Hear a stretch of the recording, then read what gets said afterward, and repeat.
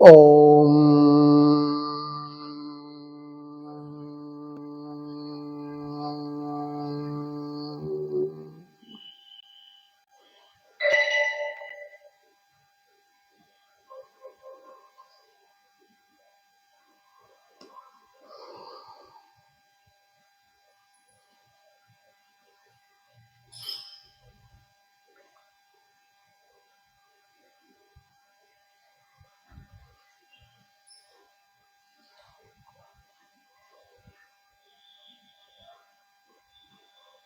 ఓం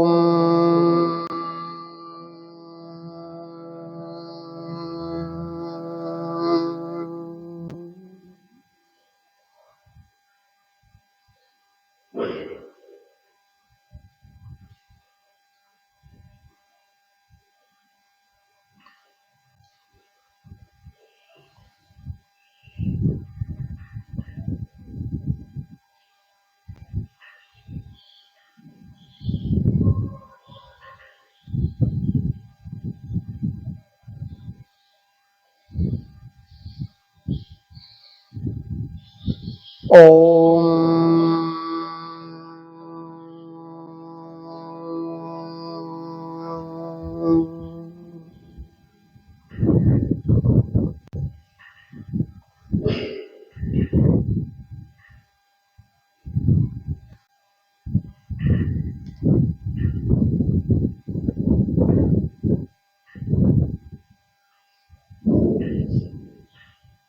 శ్రీ గురుదేవాయ నమః.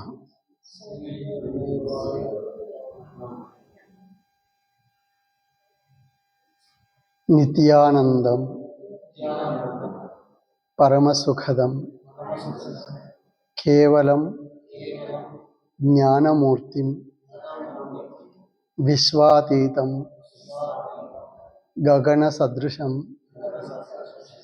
తత్వమస్యాది లక్ష్యం ఏకం నిత్యం విమలం అచలం సర్వధీ సాక్షిభూతం భావాతీతం త్రిగుణరహితం సద్గురుం తం నమామి.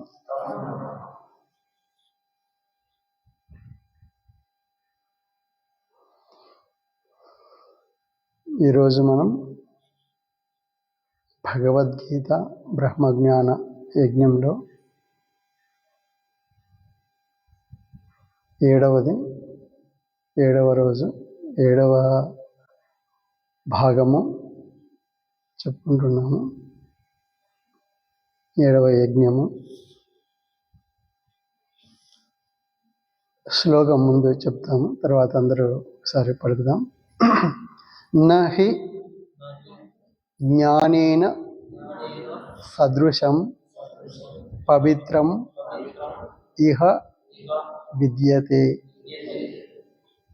తత్ స్వయం యోగ సంసిద్ధి కాలేన ఆత్మని విందతి.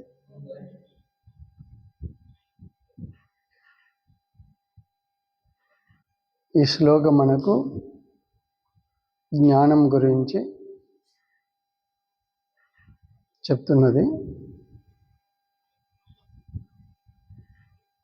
నహి జ్ఞానేన సదృశం పవిత్రం ఇహ విద్యతే తత్ స్వయం యోగ సంసిద్ధః కాలేన ఆత్మని విందతి. జ్ఞానేన సదృశం పవిత్రం ఇహ న విద్యతే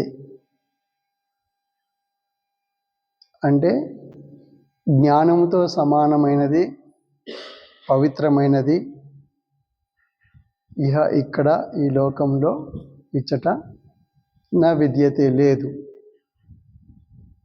యోగ సంసిద్ధ, యోగ సంసిద్ధుడైనటువంటి వాడు స్వయం తనే కాలేన కాలక్రమములో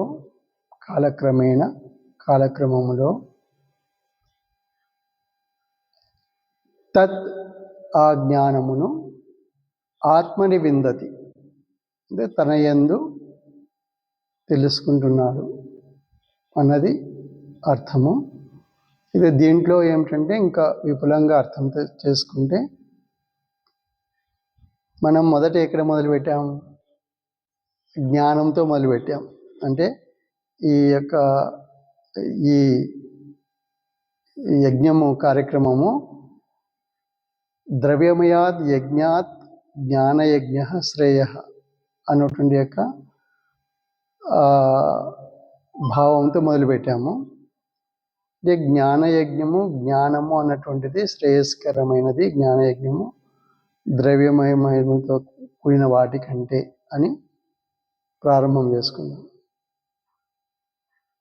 ఇది ఎవరి గురించి జ్ఞానము అని ప్రశ్న వేసుకున్నప్పుడు ఉన్నది ఎవరు? నేను ఉన్నాను, నేను గురించి అన్నటువంటిది భావంతో అహమస్మి అని మొదలుపెట్టాము. నేను ఉన్నాను యొక్క జ్ఞాన విజ్ఞాన యజ్ఞం అందరికీ అర్థం కావటం సామాన్యులకు ఉండదు కనుక భగవద్గీత బ్రహ్మయ జ్ఞాన యజ్ఞముగా ఇలా మార్చుకోవటం అయింది. అయితే జ్ఞానము ద్రవ్యమయము కంటే ఉన్నతంగా చూపించారు. అక్కడ చూపించటము ఒకటైతే దీన్ని మనము ఎట్లా దాన్ని దర్శనం చేయాలి అంటే ఎందుకు శ్రేయస్కరమైనది చెప్పుకున్నాం. ఎందుకు? జ్ఞానము పదార్థము కానిదా? జ్ఞానము పదార్థమా అంటే పదార్థము ఎక్కడ మొదలు? ఏ పదార్థములు? మనము పంచమహాభూతములు. జ్ఞానము ఎక్కడ స్థాయి ఏమిటి? ఆకాశం అవతల ఉన్నది అంటే ఏమిటి? పదార్థం కాదు. అంటే జ్ఞానం అనేది ఏమిటంటే అభౌతికమైనది, పదార్థం కానిది. అయితే ఇప్పుడు మరి నేను అనేది మనకి ఎట్లా ఉంది? పదార్థముగా ఉన్నదా, పదార్థం కానిదిగా ఉన్నదా? భౌతికంగా ఉన్నదా, అభౌతికంగా ఉన్నదా? అభౌతికంగా ఉన్నది. మన యొక్క గుర్తింపు, నేను అన్నటువంటి గుర్తింపు అభౌతికంగా ఉంది. కాబట్టి జ్ఞానము నేనుకు సంబంధించింది. జ్ఞానం ఎట్లాంటిది? అభౌతికం. అందుకు ఏమిటంటే శ్రేయస్కరం ఏమిటంటే అందుకు అట్లా మొదలై ఏమైంది? ఈ జ్ఞానం ఎవరి గురించో కావాలంటే ఏం కావాలి? ఆ వస్తువు యందు ఆసక్తి ఉండాలి. కాబట్టి ఎక్కడ మొదలుపెట్టే మై ఆసక్త మనాహ అని, నేను యందు ఆసక్తి గల మనస్సు గలవారికి ఏమవుతుంది? సంశయరహితంగా సమగ్రంగా తెలుసుకుంటారు అని ప్రస్తావన చేసుకున్నాం. మూడవది ఏమిటి? ఇది ఎవరి నుండి వినాలి? ఎవరు చెప్తే అది సమగ్రంగా అవుతుంది? కాబట్టి నేను ఎందు విన్నప్పుడు నేను ఎందు ఆసక్తి ఉన్న వాళ్ళకు ఎవరు చెప్తే సంపూర్ణంగా అర్థమవుతుందంటే నేను చెప్పాలి. కాబట్టి ఏమైంది? జ్ఞానం తేహం సవిజ్ఞానం అని చెప్పి మూడవది అయిందన్నమాట. ఎట్లాగైంది? యజ్ఞాత్వ నేహభోయో అంటే అన్యత వేరైనటువంటి జ్ఞానము తెలియవలసిన అవసరం లేనటువంటి దాన్ని, అటువంటి జ్ఞానమును చెప్తానని చెప్పి విజ్ఞాన సహితంగా మూడవది చూసుకున్నాం. అయితే ఇది నేను చెప్తేనే జ్ఞానమా? ఇంకెవరు చెప్పరా? ఇంకెక్కడ లేదా? అట్లా కాదే. నేను చెప్పిందే జ్ఞానం కాదు. నేను చెప్పిందే జ్ఞానము. ఇదే జ్ఞానాన్ని ఎక్కడ చూడాలి మరి అంటే నేను నుండే విన్నదే కాకుండా ఇది ఎవరు చెప్తున్నారు? ఎవరిని అడిగా ఇదే చెప్తారని చెప్తున్నారు. అందుకే ఏం చెప్పారు? అశేషేణ భూతాన్ని అశేషమైన భూతములన్నీ కూడా ఏం చెప్తున్నాయి? ఆత్మని. అంటే ఆత్మ అంటే ఏమిటి? అంటే ఆత్మ అంటే జ్ఞానం నుండి ఆత్మ వరకు వచ్చి, అంటే ఇప్పుడు జ్ఞానము అన్నటువంటి ప్రస్తావన చేసి 4వ స్థానంలో ఏం చెప్పారు? నేను నుండే విన్నది కాదయా, అంతటా అదే ఉంది. ఎందుకు చెప్పారు అట్లా? అంతకంటే మత్తః పరతరం అన్యత్ కించిత్ నాస్తి. అంటే నేను కంటే వేరైనటువంటిది ఏది లేదు కాబట్టి ఎక్కడ విన్నా నువ్వు అదే వింటావు, వేరేది వినటానికి లేదని. అట్లా చెప్తూ ఏం చేశారు, యజ్ఞాత్వ అనే పదం అక్కడ వచ్చింది కాబట్టి అదే పదం ఉన్నటువంటి యొక్క మంత్రం మనము 1, 2, 3, 4వది అంటే 4వ శ్లోకముగా ఏం చెప్పుకున్నాము, అశేషేణ భూతాన్ని, అశేషములైన భూతములన్నీ కూడా ఎక్కడ తెలుసుకుంటున్నాము, బోధ రూపంలో ఉన్నాయి, బోధ చేస్తున్నాయి. ఆత్మ అంటే ఏమిటి, ఆత్మ అంటే స్వాముల వారు ఇచ్చినట్టు నిరంతర ప్రవర్తన, ప్రాప్తి, ఎరుక అన్నట్లు. ఇంకా క్లుప్తం చేసుకుంటే ఏమవుతుందంటే అహమస్మి బోధ, అంటే నేను ఉన్నాను బోధ, బోధ ఆత్మస్వరూపం. కాబట్టి ఇక్కడ ఏమిటి, ఇవన్నీ ఏమి బోధ చేస్తున్నాయి అంటే ఇదే బోధన చేస్తున్నాయి. అట్లా ఎప్పుడైతే చూస్తావో, ఎప్పుడు ఈ విధంగా ఎప్పుడైతే తెలుసుకుంటావో అప్పుడు ఏమవుతుంది, మోహం పునః నా, మళ్ళీ మోహము నా యాస్యసి, మళ్ళీ పొందవు. ఎప్పుడు ఇదే బోధను అంతటా దర్శనం చేసినప్పుడు ప్రతి భూతం నందు ఇదే చూస్తే అది ఏం చెప్తున్నదో వింటే అది ఏం చెప్తుంది, నేను ఉన్నాను బోధన చెప్తుంది. అంటే నేను ఉన్నానట్టు ఉండటం గురించిన బోధనే ప్రతి పదార్థం చెప్తుంది. ఎందుకు, మత్తః పరతం, నేను కంటే వేరేది లేదు కాబట్టి అని. 4వది చూసాం. 1 ద్రవ్యమయాద్ యజ్ఞాత్, 2 మయాసక్త మనః, 3 జ్ఞానం తేహం, 4 యజ్ఞాత్మన పునర్మోహం అన్నట్టు. 5వది ఏం చేసాం, తద్విద్ధి. మరి ఇది ఇది ఎట్లా తెలియాలి నాకు, మరి అట్లా కనిపించటం లేదే, భూతం నుండి నేను వింటున్నాను, వస్తువులు, భూతం అంటే వస్తుజాలం, వస్తువుల నుండి ఏమి వింటున్నాం మనం అట్లా వింటాం లేదు కదా. మరి ఇది ఎట్లా తెలుసుకోవాలంటే ఆ జ్ఞానమును తద్విద్ధి, ఆ జ్ఞానమును ఏం చేశారు, తత్వదర్శిన జ్ఞానిన ఉపదేక్షంతి అని చెప్పారు. దానికి ఏం చేశారు, ప్రణిపాతము, పరిప్రశ్న, సేవ, 3 అంశములు చూపించారు. ఇది 5వది. ఇప్పుడు సరే, ఇక్కడ ఏమవుతుంది, ఇక్కడ చెప్పుకున్నాం బాగా. ఏమిటి, ఒక గ్యాస్ లైటర్ తీసుకొని దాంతో పోల్చి చెప్పుకున్నాం, గుర్తుంది కదా అందరికీ. అంటే లైటర్ వెలిగించేవాడు, ఎవరిని వెలిగిస్తున్నారు ఇక్కడ, వెలుగు అంటే ఉనికి యొక్క వెలుగు లేనటువంటి యొక్క చిత్తవృత్తులను మన ఇంద్రియం ద్వారా బయటికి ప్రసారం అవుతూ ఉంటే లైటర్ ఏం చేస్తాం చూపించాం కదా. ఆ లైటర్ ఏమవుతుంది, ఇంద్రియములు ప్రసారం ఏం చెప్తుంటారు స్వామివారు, ఇంద్రియాన్ని చెప్తుంటారు. మాట్లాడితే క్వార్జిక్, అదేంటి, దానికి ఏముంటుంది, లైటర్ లోపల క్వార్జ్ అంటే కఠినమైనది ఉంటుంది, అది కొడుతుంటారు. అంటే ఇప్పుడు వెలగాల్సింది ఎవరు, ఇంద్రియమా, లోపల ఉన్నట్టు ప్రసారం ఏంటి, ఇంద్రియ చేష్టలో ఏం ప్రసారం అవుతుంది, చిత్తవృత్తి ప్రసారం అవుతుంది, చిత్తవృత్తి యొక్క భావము ప్రసారం అవుతుంది. కాబట్టి అది వెలగాలి, అది వెలగదు. కాబట్టి అట్లా వెలగటం అనేది అది గురువు ఏమైంది, అది దేవస్వరూపమైంది. దాన్ని మనం ఆశ్రయించినప్పుడు, ఇప్పుడు మఠం ఇక్కడ ఆశ్రయించినప్పుడు శ్రీ గురుదేవ అయింది. అట్లా చెప్పుకుంటూ అక్కడ చివరిసారిగా అది చెప్పుకున్నాం అంతవరకు. ఇప్పుడు జ్ఞానము అన్నటువంటి అంశము ఏం ప్రస్తావన అయింది, ఇప్పుడు జ్ఞానము ప్రసారమైన అక్కడ ఏమవుతుంది, తనలో ఉన్న చిత్తవృత్తులు వెలుగటము, ఇవి ప్రకాశం. ఎవరు ప్రకాశం కావాలి, ఇప్పుడు జ్ఞానం ప్రసారమైంది గురువు ద్వారా, ప్రసారమైన తర్వాత చిత్తవృత్తులు ఇవేం కావాలి, వృత్తులన్నీ కూడా ఉనికి వెలుగుగా మారాలి. అది జరగవలసిన ప్రక్రియ అన్నమాట. అది ఈ జ్ఞానం ఏం చేస్తుంది, అదే వెలిగిస్తుంది. అంటే అది దేన్ని వెలిగిస్తుంది, ఉనికి కోసము, ఉనికి కావాలని, ఉండాలనేటువంటి, మనం అంతా ఏం చేస్తాం, ఉండాలని అన్ని ప్రవర్తనలు చేస్తున్నాం. చివరికి ఉండలేక చచ్చి ఏమవుతుంది, మన వృత్తి ఏమవుతుంది, చచ్చి లోపలికి వెళ్ళి ఏమవుతుంది, కర్మఫలముగా వృత్తి రూపంలో నిలిచిపోతుంది చిత్తంలో. అట్లా అన్నీ నిలిచినాయి. అట్లా నిలిచిన వాటి ఏం చేయాలి? ఉండాలనే అది అది ఎందుకు అందరూ ఏం కావాలని ఉండాలనే కదా! ఉండాలని అనుకుంటున్నాడు, ఉండాలని భావిస్తున్నాడు, సంకల్పం చేస్తున్నాడు, ఉండలేక చచ్చి అదేమవుతుంది? మళ్ళీ తిరిగి వృత్తిగా మారి లోపల చిత్తవృత్తిలో వెళ్ళి కర్మఫలం రూపంలో నిక్షిప్తం అయిపోయినాయి. దాన్ని మొత్తం ఏం చేయాలి? బయటికి తీసి గురువు స్వరూపంతో లేదా దేవ వెలిగించుకోవాలి.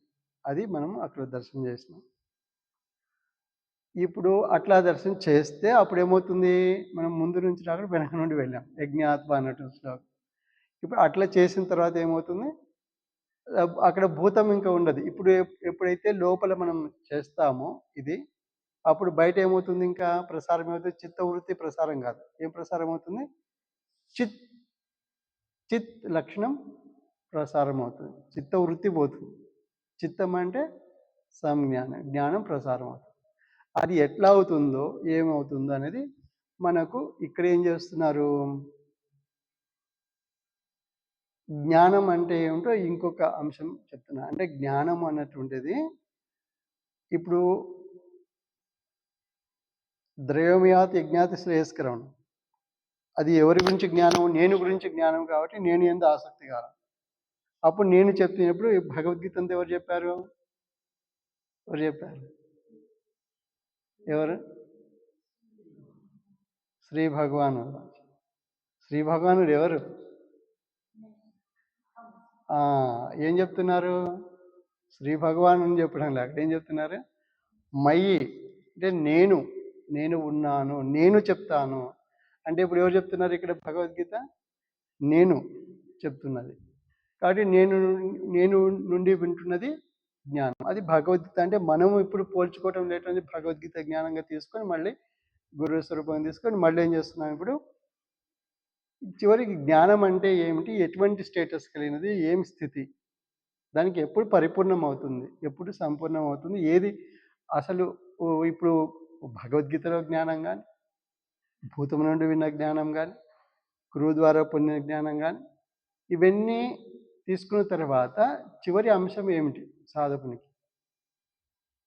దేంతో పరిసమాప్తం అవుతుంది? పరిసమాప్తం అని చెప్పారు, కానీ ఆ సమాప్తం ఎట్లా అవుతుంది?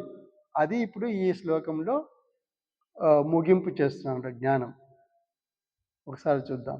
నహి జ్ఞానేన సదృశం పవిత్రం ఇహ విద్యతే తత్ స్వయం యోగ సంసిద్ధ కాలేన ఆత్మని విందతి. ఈ జ్ఞానేన జ్ఞానముతో, సదృశం అంటే సమానమైనది సదృశం అన్నట్టు. ఇప్పుడు సదృశం అన్నటువంటి పదం మనం చూసుకుంటే ఇక్కడ దృశ్యం అన్నటువంటిది దృశిర్ అంటే ప్రేక్షణి, చూడటం, బాగా చూడటం. బాగా చూడటం అక్కడ ఏం చేశారు? ద్రక్షస అని చెప్పారా? భూతములన్నిటి ద్రక్షస అంటే ఆత్మ నేను ఉన్నాను యొక్క బోధలో, అక్కడ ఆత్మ అనేది నేను ఉన్నాను బోధ. నేను ఉన్నాను బోధలో చూస్తావు. పిమ్మట ఏం చేస్తావు? అది ఆ బోధ ఎక్కడి నుంచి వస్తుంది నీకు? ప్రశ్న వేసుకుంటే అతః పిమ్మట ఎవరున్నారు అక్కడ? సోర్స్ ఎవరు? అహమస్మి. కాబట్టి నేను ఉన్నాను నుండి ఆ బోధ కలుగుతుంది. కాబట్టి సర్వభూతములు ఎక్కడ ఉన్నాయి? నేను ఉన్నాను నిలిచి ఉన్నాయి. నేను ఉన్నాను కాబట్టి బోధ ఏమి వ్యక్తం చేస్తున్నాయి? నేను ఉన్నానని ఎట్లా ప్రసారం చేస్తున్నాయి? నిరంతరంగా ప్రవర్తనగా ప్రసారం చేసి ఏమి ఇస్తున్నాయి? ఉనికిని ఇచ్చి ఏం చేస్తున్నాయి? ప్రాప్తి కలిగించి ఎరుకగా చేస్తున్నాయి. అయితే ఇందులో ఏమైపోయింది? ఇట్లా ఉన్నది సర్వభూతములు. ఇందులో ఇట్లా గ్రహించినప్పుడు ఏమవుతుంది? అక్కడ మోహం పునః మోహం నయాసస్, మళ్ళీ మోహాన్ని పొందాం. ఇప్పుడు వస్తుజాలం మహారణ్యం చిత్తభ్రమణ కారణం ఎందుకు అవుతుంది? చిత్తవృత్తులు ఉన్నాయి కాబట్టి. వృత్తులు పోతే ఏమవుతుంది? చిత్తిశక్తి, చిత్ లక్షణం ఉండదు. చిత్త లక్షణం ఏమవుతుంది? ఇక్కడ ఏముంది? లోపల కానీ బయట కానీ రెండు ఏమవుతాయి? ఒకేటే జ్ఞానముని దర్శనం చేస్తాం. అది మనకు ద్రక్షసే ఆత్మని అతః మయి అని చెప్పి. ఇప్పుడు అదే అక్కడ భూతములను నేను ఉన్నాను బోధగా ఆత్మస్వరూపంగా చూస్తావు. ఆ నేను ఉన్నాను బోధ ఎక్కడి నుంచి వస్తుంది? నేను ఉన్నాను స్వరూపంలో నుండి ఉన్నది కాబట్టి అక్కడ అట్లా ముగించి ఈ ఆత్మ అనే పదం తీసుకొని ఇక్కడ ఇక్కడ ఇంకొక అంశంలో ఇంకొక తీరులో చెప్తున్నారనమాట. అంటే ఇప్పుడు జ్ఞానేన సదృశం అంటే ఏమిటి? జ్ఞానముతో జ్ఞానముతో సమానమైన సదృశం. సదృశం అనే పదం చూడండి. ఇప్పుడు ఏంటి? దృశ్యరంటే ప్రేక్షణీయ అంటే అర్థం ఏమిటంటే చూచటం. చూపు ఎక్కడ ఉంది ఇప్పుడు? చూచుట అన్నటువంటిది భౌతికమా అభౌతికమా? ఆయన చెప్పారు. ఎవరు? వేమన గారు చెప్పారు. చూపులోని చూపు చూడంగా చూడంగా చూపులో చూస్తున్నాను. చూడంగా చూడంగా తెలివిలోని తెలివి వెలుగుచుండు. తెలివిలోని తెలివి వెలుగుచుండు. అంటే చూపు అసలు చూపు ఏంటిది? చూపు భౌతికమా అభౌతికమా? అందుకు ఇక్కడ ప్రస్తావన అనమాట. సదృశం అన్నది ప్రేక్షణ అనేది దర్శనం. ఈ దర్శనము చూపు అనేది దర్శనం చేస్తున్నాం. దర్శనం అనేది ఏ స్థితి? సమానమైనది లేదు అంటే ఇక ఈ లోకంలో దీనికి సమానమే లేదంటే అర్థం ఏంటంటే ఇక్కడ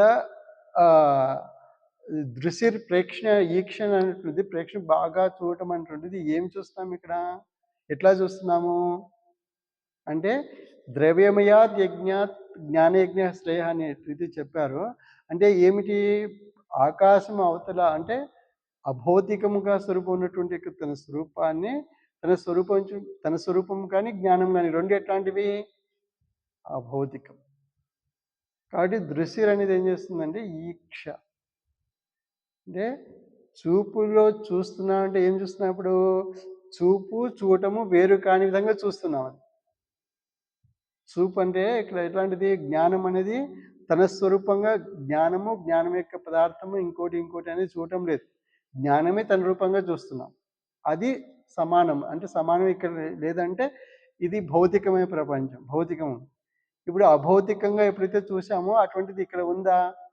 ఇహలోకంలో లేదు. కాబట్టి ఇది ఏమవుతుంది? దీనికి సమానమైనది న విద్యతే. అంటే జ్ఞానేన సదృశం న విద్యతే. ఇహ జ్ఞానేన సదృశం ఇహ న విద్యతే. అంటే అర్థం ఏంటి? జ్ఞానం అనేది దర్శనం చేయవలసింది కానీ దృశ్యము కాదు. అంటే పదార్థము కాదు. పదార్థము పంచమహాభూతములు అయితే జ్ఞానం ఎట్లాంటి అతీతంగా ఉంది కాబట్టి జ్ఞానం ఎటువంటి స్వరూపము? అభౌతికము. కాబట్టి ఇక్కడ ఏం చెప్తున్నారు మనకు? జ్ఞానేన అంటుంది పదంతో చూపించి ఏం చూపిస్తున్నారు? సదృశం అని చెప్పి మళ్ళీ ఇంకొక విశేషం చెప్పి పవిత్రం. పవిత్రం అంటే అర్థం ఏంటి? ఇంకొక లక్షణం చెప్తున్నా. పవిత్రం అంటే అంటే ప్లవన త్రణయో అంటే ఒడ్డును దాటించేది. దాటటం. ఎట్లా దాటటము? ఏ విధంగా దాటుతాము? పవిత్రం అంటాం కదా. పవిత్రం అంటే ఎట్లా పవిత్రం అవుతుందా? పవిత్రం కానిదేది పవిత్రం ఎట్లా అయింది? అంటే ఉండాలి ఉండలేకపోతున్నాం అనే ఒడ్డు నుండి ఎందుకు ఉన్నాను అన్నటువంటి ఒడ్డు తెలియక అంటే నేను ఉన్నాను అన్నటువంటి ఒడ్డు తెలిస్తే ఏమవుతుంది? అది ఇంకొక ఒడ్డు. దానికి చేరాలంటే ఏం కావాలి ఇప్పుడు? పవిత్రం ఎవరు? జ్ఞానం ఏం చేస్తున్నది? ఉండాలి స్థితి దగ్గర నుంచి ఊహ నుండి ఏం చేస్తుంది? ఉన్నానుకు చేరుస్తుంది. అర్థమైంది ఇది? పవిత్రం అంటే పవిత్రం ఎట్లయింది? ఉండాలి అంటున్నాం. ఉండాలి ఏమవుతున్నాం? ఉండలేకపోయి ఉరేసుకుంటున్నాం. అంతేనా? అంటే చచ్చిపోతున్నాం. అంటే చావు లేని స్థితిని అనుభవిస్తున్నాం. అందుకే మర్త్యులు అని చెప్పారు. మరణమే స్వభావం గాను. అంటే ఇప్పుడు మనంతా బతికున్నామా? బ్రతికలేము.